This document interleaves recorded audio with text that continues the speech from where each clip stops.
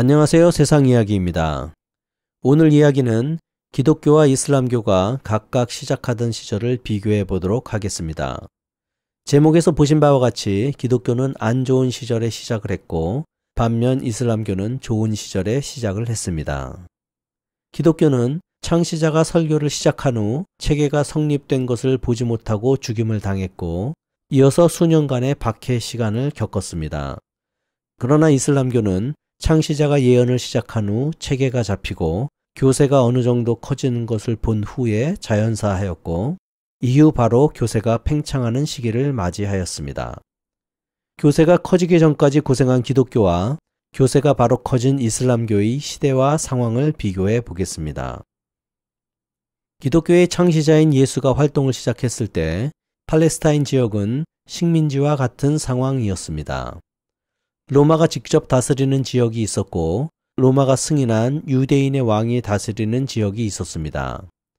팔레스타인 지역은 세 부분으로 나뉘어져 있었는데 북부 지역인 갈릴리와 동부 요르단은 우리가 자주 듣는 헤롯 왕이 로마의 승인하에 다스리고 있었고 헤롯의 형제인 필리푸스가 북부 요르단 지역을 다스렸습니다. 사마리아와 유대 지역은 원래 헤롯의 형제인 아켈라우스가 다스렸는데 너무 가혹하게 통치하는 바람에 로마는 아켈라우스를 추방시키고 총독이 직접 다스리게 되었습니다. 로마가 직접 다스린 유대 지방과 사마리아 지방 중 유대 지방은 성전이 있는 예루살렘을 가지고 있었습니다. 그래서 기득권 세력들이 모여 있었고 다른 지방을 무시하는 경향이 있었습니다. 기득권 세력들은 대부분 로마 권력에 순종적이었습니다. 다른 지방의 경우 실제적인 경제 활동으로 이스라엘 사회의 물질적 기반을 제공하고 있었지만 그 모든 것의 이익은 성전이 있고 경제 활동이 미비한 예루살렘 지배층에게 돌아가고 있었습니다. 예수는 이스라엘의 기득권 세력이 있는 유대 왕국에서 태어난 것이 아니라 북쪽 지역인 갈릴리 지방에서 태어났고 그곳에서 주로 설교를 했습니다. 갈릴리 지방은 농업이 주 산업인 지역으로 로마와 헤롯 왕이 걷는 세금으로 고통을 받고 있는 지역이었습니다. 또한 중심 세력인 유대 왕국 사람들에게 변방 지역으로 무시당하고 있었죠. 또 하나 당시 상황을 알기 위해서는 그 당시 이스라엘의 지식인의 파벌을 알아야 합니다. 당시에는 4개 파가 있었습니다.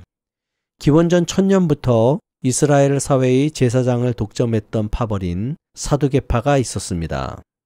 그들은 예루살렘을 중심으로 활동했고 사회의 최고위층들이었습니다. 다음 파벌은 기원전 167년에 생긴 바리새파인데 이들은 우리나라의 훈장처럼 각 지방 마을의 회당에서 지역 사람들에게 율법을 가르치며 일반 사람들의 종교 생활을 지도하고 사법활동에 참여하고 있었습니다. 그리고 비슷한 시기에 생긴 열심당파는 이스라엘의 독립을 위해 무력을 사용해야 한다고 믿는 파벌이었습니다. 사두개파는 권력지향적이었고 따라서 로마에 충성했습니다. 우리나라의 친일파와 비슷하다고 보시면 됩니다. 반면 바리새파와 열심당파는 민족주의적이었습니다. 바리새파는 민족주의적이며 히브리인들의 문화를 지키려는 성향이 강했습니다. 현대 유대교의 뿌리가 바리새파입니다. 그러나 열심당파는 로마에 적대적이었던 반면 바리새파는 로마의 힘에 순응했습니다. 바리새파도 사두개파처럼 기득권 세력이었습니다. 이와는 다른 또 하나의 파벌이 있었는데 에세네파입니다. 이들은 보다 종교적인 단체로 도시를 떠나 사막의 공동체를 만들고 율법을 지키며 경건한 삶을 살려는 일종의 수도원 운동과 비슷한 파벌이었습니다. 사회 권력과 이익에서 떨어져 사는 사람들이다 보니 권력과 탐욕에 대해 신랄한 비판을 가할 수 있는 시각이 있었습니다. 신약 성서에 나오는 세례 요한이 대표적인 에세네파 사람입니다. 그는 헤롯 왕의 죄를 지적하다 결국 목이 잘려 죽었습니다. 에세네파는 종교적 기준으로 모든 것을 판단하고 행동하는 사람들이었습니다. 종교 역사학자들은 예수도 에세네파와 연결된 사람으로 추정하고 있습니다. 사두개파와 바리새파는 사회에서 지배계층으로 큰 영향력을 발휘하고 있었고 열심당원들은 로마에게는 위험한 존재였지만 일반 민중들 사이에서는 중요한 세력을 형성하고 있었습니다. 반면 에세네파는 사회 내에 지배계층과 연줄이 없었습니다. 가장 약한 세력이었습니다. 역사학자들은 예수가 에세네파에서 수련을 받고 세상으로 나와 복음을 전파한 사람으로 추정하고 있습니다. 예수는 과거의 율법을 있는 그대로 전통대로 지키는 것이 아니라 현재에 맞게 적용할 것을 주장했습니다. 사두개파와 바리새파가 기절할 노릇이었겠죠. 또한 무력을 통한 민족의 독립에 대해 동의하지 않았습니다. 열심당원과 다른 방향을 보여주었습니다. 그러나 대신 일반 민중들에게는 크게 어필하는 복음을 전파합니다.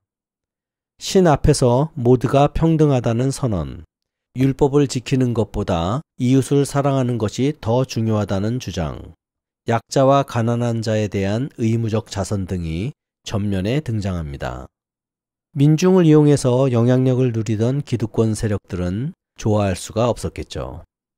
결국 예수는 나머지 세 파벌의 철저한 모함과 로마의 잔인한 통치의 희생양이 됩니다. 그러나 이후 로마에 의하여 예루살렘 성전이 파괴되고 모든 저항이 진압되면서 로마의 직접 식민지 통치가 시작됩니다. 사두개파는 사라지고 열심당원파도 사라집니다. 지역회당 중심으로 활동했던 바리새파는 자신들의 신앙을 바탕으로 지금의 유대교를 만들어내고 에세네파의 방향은 지금의 기독교의 뿌리가 됩니다. 예수 사망 이후에도 기독교의 상황은 나아지지 않았습니다. 강력한 로마의 전성기였으니까요. 로마의 입장에서는 식민지에서 시작된 종교가 자신들의 신을 모두 부정하니 기독교를 인정할 수가 없었을 것입니다. 로마는 천성적으로 잔인한 도시국가였습니다. 정신적인 지식과 사상이 거의 없었고 무력으로 세상을 정복한 국가였습니다. 지금의 이탈리아를 보시면 이상하다고 생각할 수 있으시겠지만 로마와 이탈리아를 동일시하면 절대 안 됩니다. 이탈리아는 다양한 민족이 사는 국가입니다.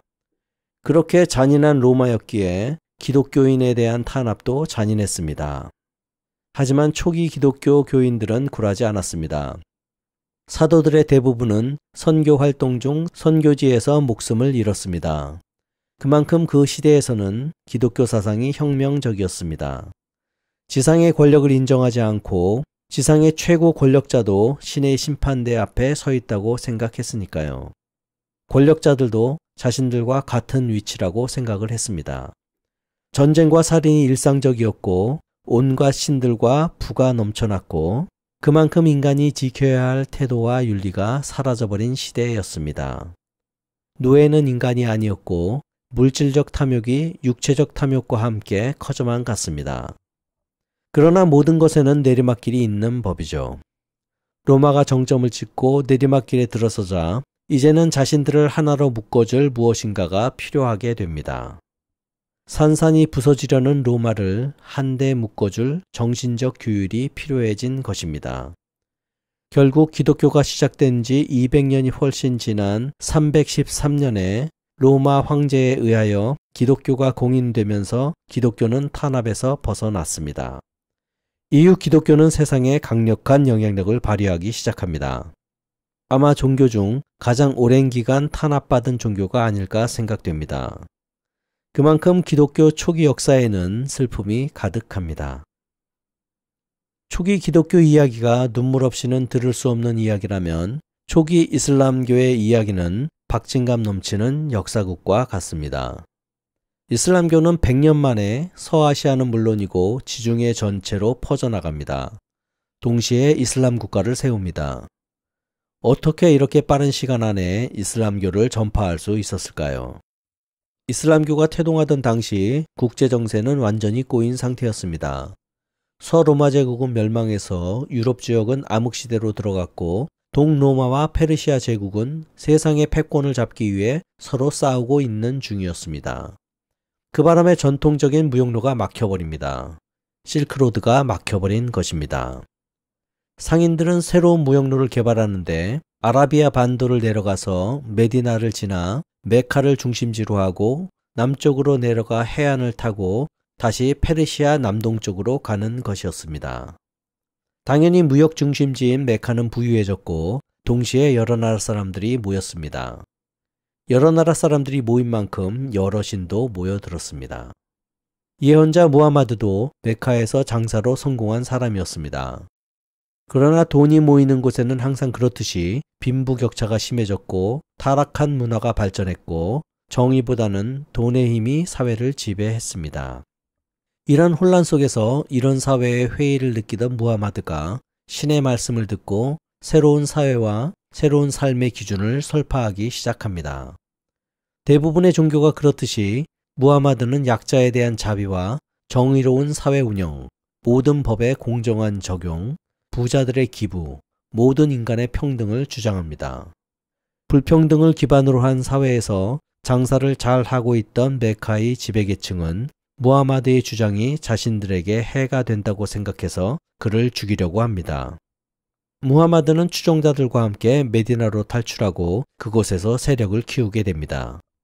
메카의 지배계층은 무하마드 세력을 죽이기 위해 군대까지 동원하지만 무하마드의 군대는 끝까지 저항하며 그들을 물리칩니다. 그리고 결국 군대를 이끌고 메카로 진군하여 메카의 지배계층을 굴복시킵니다. 동시에 메카에 있던 모든 신상과 신전을 파괴하고 이슬람교의 기반을 마련했습니다. 무하마드가 사망한 후 이슬람교 지도층에서는 후계자 문제로 갈등이 있었지만 이슬람 사회의 지도자인 칼리프를 합의하에 선출하게 됩니다. 초기 칼리프부터 3대 칼리프까지 칼리프들은 이슬람 사회의 경쟁자였던 페르시아와 이집트를 정복해서 이집트와 아라비아 반도, 페르시아 지역을 모두 다스리게 됩니다. 그렇게 동쪽으로 가는 무역로가 이슬람 세력권 내에 들어오게 됩니다. 4대 칼리프에서 이전까지 잠재되어 있던 갈등이 표면화되어 내전으로 치닫고 결국 순니파와 시아파로 분열되는 일이 생깁니다. 다수파인 순니파는 사회 지배 세력 중심으로 사회를 운영하던 이전의 방식을 계속 고수합니다. 그러나 이슬람 세력이 강대해지자 결국 강력한 권력이 등장하고 왕을 중심으로 하는 국가가 탄생하고 결국 칼리프라는 지위는 왕이 겸하게 됩니다. 첫 이슬람 왕조인 우마이야 왕조는 정복 전쟁을 계속해서 북아프리카는 물론 스페인에 있는 이베리아 반도까지 정복합니다. 이것이 711년입니다. 이슬람교에서는 무하마드가 자신을 죽이려고 한 메카에서 탈출해서 메디나로 간 622년을 이슬람교의 기원년으로 여깁니다. 이로부터 89년이 지난 후 이슬람교는 동쪽 페르시아부터 아라비아 반도와 북아프리카를 지나 서쪽 이베리아 반도까지 지배하게 됩니다. 아주 단기간에 이루어낸 드라마틱한 성공 스토리입니다. 정치 역사 드라마의 전형이라고 볼 수 있습니다. 이렇듯이 기독교는 정말 안 좋은 상황에서 시작한 종교이고 이슬람교는 나름 좋은 때에 시작한 종교입니다. 세상 이야기였습니다. 다음에 또 뵙겠습니다.